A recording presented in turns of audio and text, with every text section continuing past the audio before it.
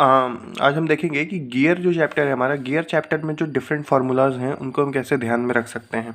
तो बेसिकली इसमें देखने को क्या आता है कि हमें फार्मूलाज तो ध्यान रहते हैं लेकिन हम उनसे कंफ्यूज हो जाते हैं। जब ज़रूरत पड़ती है तो हम थोड़ा कंफ्यूज हो जाते हैं। ठीक है, तो इस चीज़ को मिटाने के लिए हम शुरू करते हैं। तो डायरेक्टली शुरू करते हैं। पहला जो फार्मूला हमें ध्यान रखना होता है, जो हम बहुत फ्रिक्वेंटली देखते हैं, वो हम देखते हैं कि इसका सर्कुलर पिच का, सर्कुलर पिच। ठीक है, तो दो चीज़ ध्यान रखेंगे। जैसे ही पिच की बात कर रहे हैं तो पिच हम कहाँ सुनते हैं? क्रिकेट में पिच पे देखते हैं। तो पिच पे दो आदमी बैटिंग कर रहा होता है, एक स्ट्राइकर होता है, एक नॉन स्ट्राइकर होता है। तो नॉन स्ट्राइकर दोनों सेम पिच पे दौड़ते हैं। कहाँ? सेम पिच पे। तो उसी तरीके से मेटिंग गियर्स के लिए जो हमारा सर्कुलर पिच होता है वो क्या होता है? सेम होता है। मेटिंग गियर्स के लिए पिच जो होता है हमारा सर्कुलर पिच, वो क्या होता है? सर्कुलर पिच जो होता है वो क्या होता है? सेम होता है। ठीक है, सर्कुलर पिच को हम शो कैसे करते हैं? सर्कुलर पिच को हम पीसी से शो करते हैं, pi D by T, pi D by T. ठीक है, और डी बाई टी जो होता है ना, इसी को हम कहते हैं एम, यानी कि मॉड्यूल। क्या कहते हैं? मॉड्यूल। तो इसको हम ध्यान कैसे रख सकते हैं? मॉड्यूल यानी कि मॉडल से रिलेटेड है, समथिंग मॉडल। तो दिव्या ज़्यादा बढ़िया मॉडल थी एज़ कम्पेयर टू तान्या। ठीक है, दिव्या ज़्यादा बढ़िया मॉडल थी एज़ कम्पेयर टू तान्या। तो हम सर्कुलर पिच को क्या लिख सकते हैं? पाई एम लिख सकते हैं। अब ध्यान रहे कि जब भी हम मॉड्यूल देखते हैं तो मॉड्यूल हम हमेशा एमएम में डिफाइन करते हैं, मिलीमीटर में। ठीक है, तो अगर हम कह रहे हैं कि सर्कुलर पिच सेम होना चाहिए, इसका मतलब मॉड्यूल भी सेम होना चाहिए। मॉड्यूल भी सेम होना चाहिए। क्या होना चाहिए? मॉड्यूल भी सर्कुलर पिच की तरह क्या होना चाहिए? सेम होना चाहिए। ठीक है, जो दूसरा फॉर्मूला आता है वो हमारा आता है डायमेट्रल पिच का। डायमेट्रल पिच का। तो डायमेट्रल पिच को हम कैसे? पीडी से डिफाइन करते हैं। तो ये सीधे इसका उल्टा होता है, T by D, T by D. अब ध्यान रखेंगे कि डी एक बार ऑलरेडी यहाँ पे ऊपर है तो यहाँ पे डी नीचे आ जाता है। तो पी डी क्या हो जाएगा? डी बाई टी हो जाएगा। पी डी क्या हो जाएगा? डी बाई टी हो जाएगा। तो टू मेटिंग गियर्स के लिए हम क्या लिख सकते हैं? ये भी सेम लिख सकते हैं, या ये भी सेम लिख सकते हैं, या मॉड्यूल जो हम है दोनों का मॉड्यूल सेम लिख सकते हैं। तो दिव्या ज़्यादा बढ़िया मॉडल थी, तो D two by T two is equals to D one by T one, ऐसा लिख सकते हैं। हाँ, ये हमारा पिच सर्कल डायमीटर है, ये नंबर ऑफ टीथ्स है, number of teeth pitch circle diameter. ठीक है, तो यहाँ से क्या रिलेशन एक निकल के आ रहा है कि circular pitch P C plus diametral pitch P D is equals to what? Is equals to pi. Is equals to what? Is equals to pi. ये बात समझ में आती है? ये बात समझ में आ गया? इज इक्वल्स टू पाई। तो ये दो फॉर्मूले हो गए हमारे। ठीक है, अच्छा, ये डी बाई टी बराबर एम है। तो थोड़ा एक्सप्लोर करते हैं, इसको एक्सप्लोर करते हैं। क्या लिख सकते हैं? डी को हम लिख सकते हैं टू आर, है ना। Module can be written as D by T, तो इसको टू आर बाई टी लिख सकते हैं। तो रेडियस को क्या लिख सकते हैं? एम टी बाई टू लिख सकते हैं, एम टी बाई टू लिख सकते हैं, एम टी बाई टू लिख सकते हैं, है ना। चलो, अब तीसरा जो चीज़ है वो क्या है? वो है प्रेशर एंगल का। प्रेशर एंगल, प्रेशर एंगल समझने वाला चीज़ है। प्रेशर एंगल क्या समझने वाला चीज़ है? जैसे दो भी मेटिंग गियर्स है, तो मेटिंग गियर्स का ये क्या होता है? ये होता है पिच सर्कल, ये पिच सर्कल, ये दोनों का क्या होता है? तो पिच सर्कल जहाँ पे पॉइंट ऑफ कांटेक्ट जो होता है, पिच सर्कल जहाँ पे मीट कर रहे होते हैं, वही हमारा पिच पॉइंट होता है। ये दोनों का क्या है?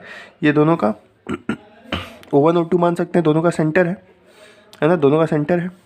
इसके नीचे कहीं बेस सर्कल होगा, इसके नीचे कहीं बेस सर्कल होगा, है ना। तो पिच पॉइंट पे, पिच सर्कल पे जो कॉमन टेंजेंट होता है वो कहीं इस डायरेक्शन में होगा, कॉमन टेंजेंट है ये, कॉमन टेंजेंट। और बेस सर्किल, दोनों मेटिंग गियर्स के बेस सर्किल पे अगर हम कॉमन टेंजेंट ड्रॉ करें, सपोज करो ये अगर हम ड्रॉ कर रहे हैं कॉमन टेंजेंट, है ना, ये ड्रॉ हम कर रहे हैं कॉमन टेंजेंट ड्रॉ कर रहे हैं। यही common tangent at pitch circle और common tangent at base circle. Base circle पे जो कॉमन टेंजेंट है और पिच सर्किल पे जो कॉमन टेंजेंट है, इन दोनों के बीच का जो एंगल होता है इसी को हम कहते हैं क्या, प्रेशर एंगल फाई। अब यहीं से देख लो कि जैसे जैसे ये एंगल डिक्रीज़ करेगा, यानी रेडियस ऑफ बेस सर्किल जैसे जैसे डिक्रीज़ करेगी, ये लाइन उतना ज़्यादा स्टीपर होते जाएगा, यानी आपका प्रेशर एंगल क्या होगा, बढ़ता जाएगा। तो यहीं से हम देख लेते हैं कि बेस सर्कल डाया जैसे जैसे डिक्रीज़ करेगा वैसे वैसे फाई क्या होगा, इंक्रीज़ करेगा। प्रेशर एंगल क्या होता है ये समझ लिए हम। अच्छा, इसको एक तरीके से और डिफाइन कर सकते हैं, angle between common tangent and line of action. Line of action क्या होता है, लाइन ऑफ एक्शन ऐसे समझ सकते हैं जैसे टीथ, दो मीटिंग गेयर्स का टीथ आपस में, जहाँ पे सपोज करो ये टीथ है, ठीक है, तो ये टीथ ऐसे कहीं कनेक्टेड होगा, ये ऐसे गियर घूम रहा होगा, है ना, ये ऐसे गियर घूम रहा होगा, मैशिंग में होगा। तो ये देखो, ये जो पॉइंट है ना, ये दोनों का common intersection, common point of contact जो है, ये दोनों के टीथ प्रोफाइल का, तो इस दोनों सरफेस पे पॉइंट ऑफ कांटेक्ट, दोनों गियर के पॉइंट ऑफ कांटेक्ट पे, सरफेस पे जो पॉइंट ऑफ कांटेक्ट है, दोनों सरफेस के नॉर्मल जो लाइन होगी, normal to both the surfaces of gear, normal to surfaces of both the gears in contact at point of contact, इसको हम कहते हैं common normal at point of contact. और उसी को हम क्या कहते हैं, इसी को हम कहते हैं क्या, common normal at point of contact. Common normal at point of contact, इसी को हम कहते हैं लाइन ऑफ एक्शन, ठीक है। तो जो भी नॉर्मल थ्रस्ट जो होता है ना किसी भी गियर का, वो परपेंडिकुलर टू द सरफेस होता है। अरे ऐसे देख लो ना, सिंपल से, अभी भी नहीं समझ में आ रहा है तो सपोज करो ये एक कोई गियर है, अच्छा पेज ख़त्म हो गया, तो यहाँ देख लो, ये सपोज करो कोई गियर है, ये कोई एक गियर टूथ है, ये कोई दूसरा गियर टूथ है ना, तो ये दोनों का पॉइंट ऑफ कांटेक्ट है। तो इस सरफेस और इस सरफेस, दोनों गियर के सरफेसेस पे जो कॉमन नॉर्मल है, ये लाइन, तो this is called what, this is called line of action, and line of action is perpendicular to both the surfaces of gears which are in contact at point of contact, ठीक है। और इसी line के along क्या होता है, हमारा normal thrust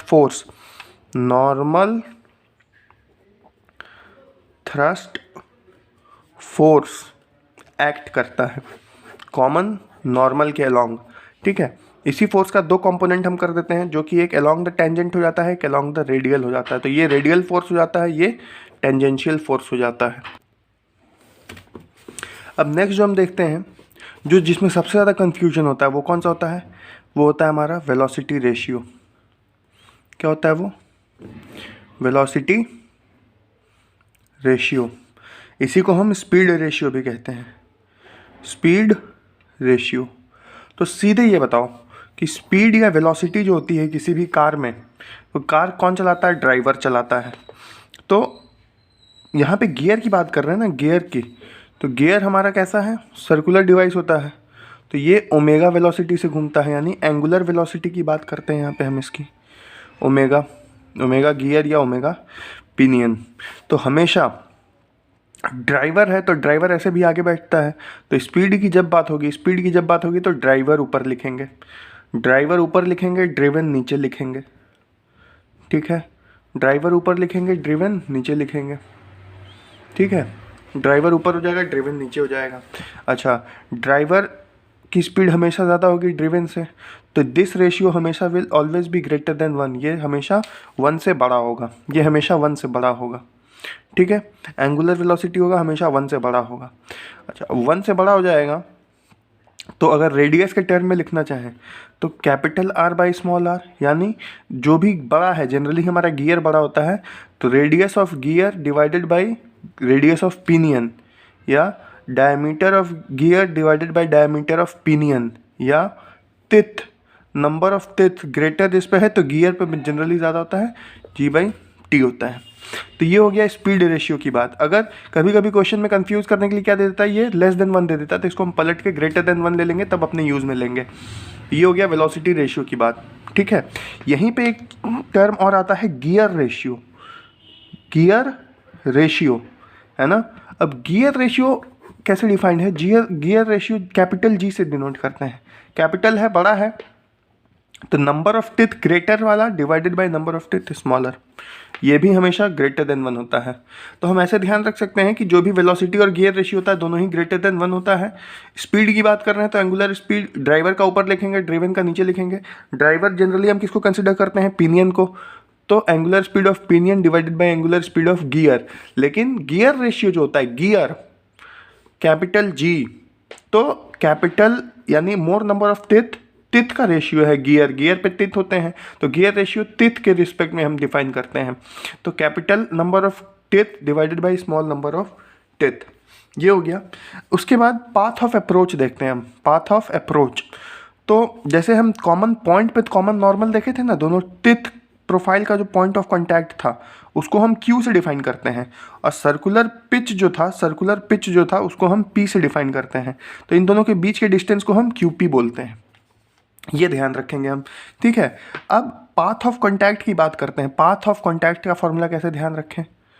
path of contact, path of contact basically दो सब पार्ट में डिवाइड किया जा सकता है। Path of approach plus path of recess. Path of recess, recess मतलब जाना, अप्रोच करना मतलब किसी को अप्रोच करना। तो अप्रोच कौन करता है? ऑब्वियसली जो बड़ा आदमी होता है वो अप्रोच करता है, जो छोटा आदमी होता है वो क्या करता है? रिसेस, उसकी भागने की प्रवृत्ति ज़्यादा होती है तो वो भागना चाहेगा, छोटा व्यक्ति जो होगा वो भागना चाहेगा।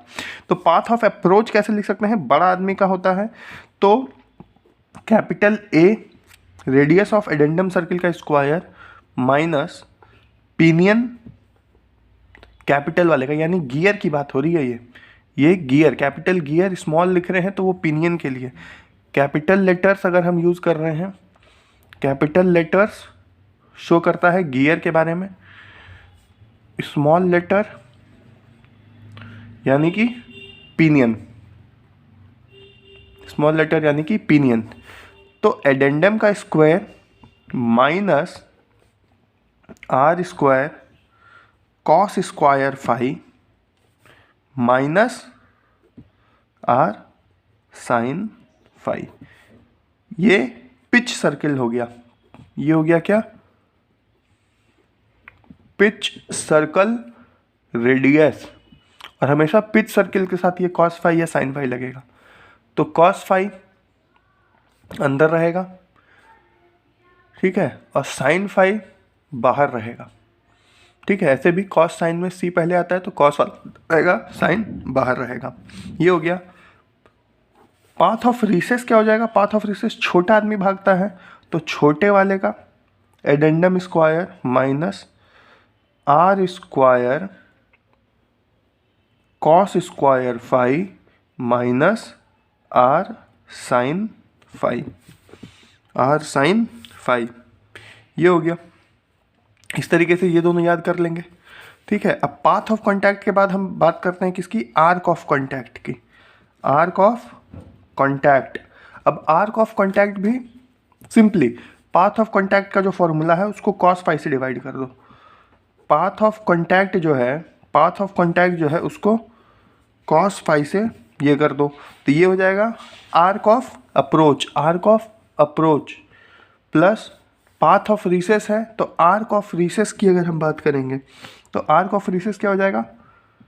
Path of recess divided by cos phi. इन दोनों को ऐड कर देंगे तो पाथ ऑफ कांटेक्ट बाई ये बेसिकली ये आर्क ऑफ कांटेक्ट हो जाएगा, और ये पाथ ऑफ रिसेस ऐसे लिख दिए, ये प्लस हटा दो, ये अलग फॉर्मूला है। Path of recess, path of contact, तो आर्क ऑफ कांटेक्ट की बात करेंगे तो path of contact divided by cos phi. इस तरीके से ये होता है। यहीं पे एक समझो, जैसे ये है ना पी क्यू, ये देखें कि पॉइंट ऑफ कांटेक्ट सरफेस पे जो है वो पिच सर्किल पे जो पिच पॉइंट है उन दोनों के बीच का डिस्टेंस होता है QP। तो यहाँ पे एक पूछता है वेलोसिटी ऑफ स्लाइडिंग, तो वेलोसिटी ऑफ स्लाइडिंग का फॉर्मूला होता है दोनों का ω1 प्लस ω2, दोनों को ऐड करो और इसको QP से मल्टीप्लाई करो, ये होता है वेलोसिटी ऑफ स्लाइडिंग। ये होता है क्या? Velocity of sliding. अब हम किसकी बात करेंगे, अब हम बात करेंगे एंगल टर्न्ड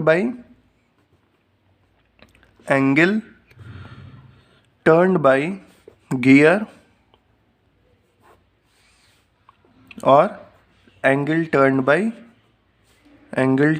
बाय पिनियन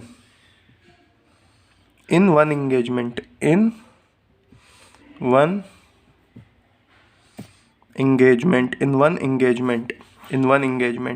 तो एंगल टर्न, तो एंगल रेडियस और आर्क में हम रिलेशन क्या जानते हैं कि आर्क की अगर हम बात करते हैं, arc is equals to R alpha. Arc of contact हमको पता है, रेडियस कोरस्पॉन्डिंग पता होगा, हमको ये निकालना है। तो ये हम कैसे लिख सकते हैं, आर्क बाई आर। तो आर्क ऑफ अप्रोच अगर गियर की बात कर रहे हैं तो आर्क ऑफ गियर है बड़ा आदमी, तो arc of approach divided by gear का रेडियस, ये हो जाएगा angle turned by gear. Angle turned by pinion की बात करेंगे तो आर्क ऑफ, अच्छा नहीं, ये आर्क ऑफ अप्रोच नहीं, यहाँ पे अब आर्क ऑफ कॉन्टैक्ट आ चुका है ना हमारे पास। Arc of contact divided by pinion है, तो पिनियन का रेडियस नीचे, ठीक है। अब आर्क ऑफ कॉन्टैक्ट देखो, ये आर्क ऑफ कॉन्टैक्ट हो चाहे सर्कुलर पिच हो, सर्कुलर पिच भी जो हम बात करते हैं ना, pi D by T, P C is equals to pi D by T, ठीक है। तो सर्कुलर पिच ऑफ और आर्क ऑफ कॉन्टैक्ट जो होता है ना, ये दोनों ही किस पे मेजर किया जाता है, सर्कुलर यानी पिच सर्किल पे मेजर किया जाता है, पिच सर्किल पे मेजर किया जाता है। और ये दोनों ही जो होता है ना, आर्क ऑफ कॉन्टैक्ट और पिच सर्कुलर पिच जो होता है, ये मेटिंग गियर्स के लिए क्या होता है, इक्वल होता है। मेटिंग गियर्स के लिए क्या होता है, इक्वल होता है, ठीक है। और इन्हीं दोनों का जो रेशियो होता है ना, उसको हम कहते हैं कॉन्टैक्ट रेशियो। इन्हीं दोनों का जो रेशियो होता है वो होता है कॉन्टैक्ट रेशियो, वो होता है हमारा क्या, कॉन्टैक्ट रेशियो। तो कॉन्टैक्ट रेशियो क्या हो जाएगा, arc of contact divided bye pitch, arc of contact divided bye pitch. और ये भी हमारा ग्रेटर देन 1 होगा, यानी जितने भी गियर्स में जितने भी रेशियो होते हैं वो हमारे क्या होते हैं, ग्रेटर देन 1 होते हैं, वो हमारे क्या होते हैं, ग्रेटर देन 1 होते हैं। अब यहाँ पे जैसे जो आर्क ऑफ कॉन्टैक्ट और पाथ ऑफ रिसेस वगैरह देखे थे ना, इसमें एक स्पेशल केस आता है किसका, रैक एंड पिनियन का। तो पिनियन तो सेम है, पिनियन तो वैसे ही निकालेंगे। रैक के लिए हम सिंपली क्या दे सकते हैं, रैक के लिए जो केपी होता है, पाथ ऑफ अप्रोच जो होता है, पाथ ऑफ अप्रोच, वो सीधे हो जाता है क्या, एडेंडम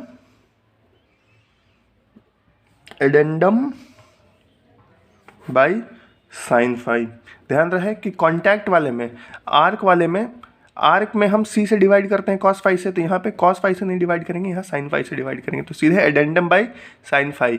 और ऐसे भी पाथ ऑफ अप्रोच निकालने के लिए दिया हुआ है और सिर्फ एडेंडम और साइन फाई दिया हुआ है, तो हम ये यूज़ करेंगे। ये जनरली रैक और पिनियन के लिए यूज होता है, रैक और पिनियन के लिए। यहीं पर अब इसी में देख लो, एक मिनिमम नंबर ऑफ टिथ का जो फॉर्मूला होता है, minimum number of teeth to avoid what, to avoid interference की अगर हम बात करते हैं, टू अवॉइड इंटरफेरेंस की अगर हम बात करते हैं, और अगर हमारा हम रैक और पिनियन है, तो ये होता है addendum square divided by sine square phi into 2 addendum by sine square phi. यहाँ पे सिर्फ 2 एडेंडम होगा, 2 एडेंडम साइन स्क्वायर, 2 ऊपर आ जाएगा। तो ये मिनिमम नंबर ऑफ टीथ होता है, टी मिनिमम पिनियन के लिए, twice addendum by sine square, यही मिनिमम नंबर ऑफ टीथ। अगर हम गियर्स और पिनियन की बात करें, ऑब्वियस ही बात है, गियर बड़ा है तो वो टफ पाथ अपनाएगा।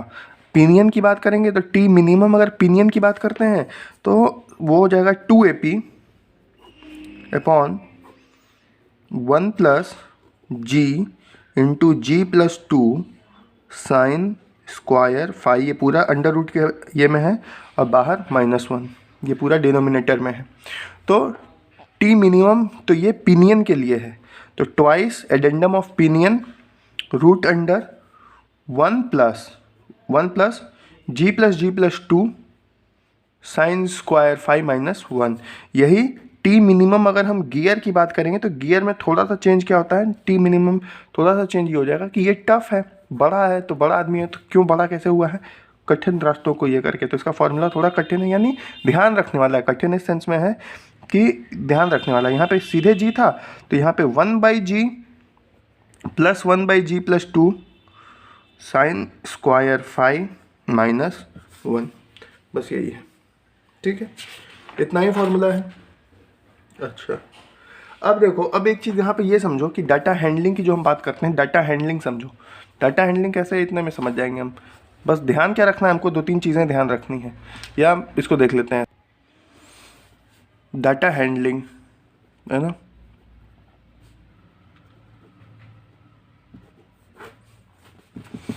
डाटा हैंडलिंग की बात करते हैं तो वो हमको देता क्या है, वो हमको देगा नॉर्मल थ्रस्ट, नॉर्मल थ्रस्ट देगा, ठीक है, वो हमको नॉर्मल थ्रस्ट देगा। तो नॉर्मल थ्रस्ट होता है टोटल फोर्स, ये क्या बता रहा होता है, ये बता रहा होता है हमको टोटल फोर्स बता रहा होता है, ये टोटल फोर्स बता रहा होता है। इसका दो कंपोनेंट होगा, एक होगा टेंजेंशियल कंपोनेंट, टेंजेंशियल कंपोनेंट, एक होता है रेडियल कंपोनेंट, है ना, एक होता है रेडियल कंपोनेंट। अब टेंजेंशियल कंपोनेंट ही हमारा क्या होता है, फोर्स कंपोनेंट होता है, फोर्स कंपोनेंट क्या होता है, फोर्स कंपोनेंट होता है। और रेडियल जो होता है हमारा, तो force component F cos phi हो जाएगा, रेडियल कंपोनेंट हो जाएगा एफ साइन फाई। अब पावर टॉर्क जितना यूज़ होगा ये सब हम फोर्स कंपोनेंट को ही लेके ये करते हैं। तो अब जैसे टॉर्क की अगर वो बात करता है, टॉर्क की बात करता है, तो F cos phi multiplied by pitch circle का रेडियस, किसका, pitch circle radius, pitch circle का जो रेडियस होगा वो, है ना। तो पिनियन की बात करेंगे तो F cos phi into small R, T gear की बात करेंगे तो F cos phi into capital R. अच्छा, पावर की बात करेंगे तो पावर होता है क्या, टाउ ओमेगा, तो टाउ पी ओमेगा पी ऐसे लिख देंगे, अगर ओमेगा की जगह पे वो आरपीएम गिवन है तो टाउ इंटू जिसका भी पावर, या तो पिनियन का ले लो, जिसका भी पावर वो पूछ रहा हो, या गियर का ले लो, 2πn/60, 2πn/60। अगर पावर पिनियन का ले रहे हैं तो ये पिनियन का रिवोल्यूशन लेंगे, यहाँ पे पिनियन का ये लेंगे। अगर गियर का पावर पूछ रहा है तो यहाँ पे टाउ गियर का लेंगे वर्क, ये भी ओमेगा गियर का लेंगे, तो यहाँ पे एन भी गियर का आएगा। अच्छा, फिर एक वो पूछ सकता है एफिशिएंसी हमसे, तो एफिशिएंसी क्या होता है, power out by power input. Power क्या लिखते हैं, टाउ ओमेगा लिखते हैं, टाउ ओमेगा लिखते हैं। तो ये इनपुट के लिए दोनों ही, जो भी इनपुट होगा हमारा, ये दोनों, सॉरी, ये आउटपुट के लिए, ये इनपुट के लिए, बस हो, इतना ही तो था।